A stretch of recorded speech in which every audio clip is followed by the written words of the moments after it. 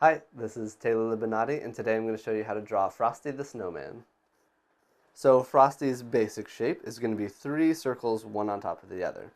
Start with a large one, and then just get smaller as you go up. And you want to keep them overlapping. Go ahead and get those however you want. On top of his head is going to be his hat, which is I'm just going to mark out with two rectangles, one long skinny one for the rim of it, and then one kind of going up to the sky here. I'm going to give him a big hat. Other things we have to mark out is just a circle of where his nose is going to be,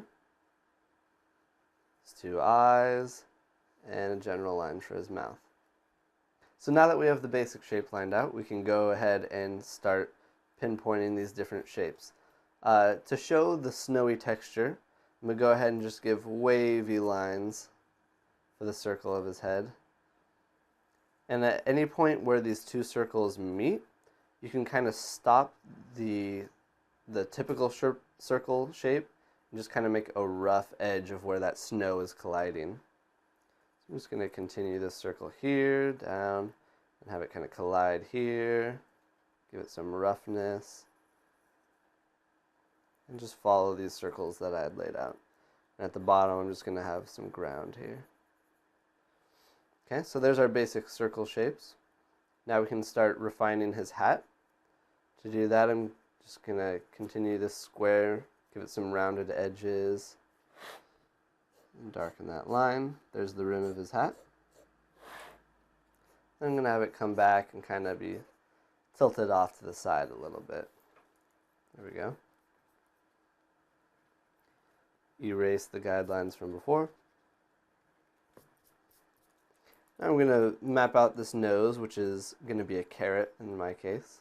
So it's going to almost to a point, somewhat round edge, and come back. And give it a few lines to show the edges of the carrot. Now we can place in some charcoal eyes, which are going to be very groovy, so they don't have to be perfect circles. Just a general roughness. And then for his mouth, some smaller charcoal pieces that follow that guideline we drew before. Go ahead and erase the guidelines and reimpose these harsh lines. Fill them in. And now we have a pretty good face here. The last thing we need are some arms.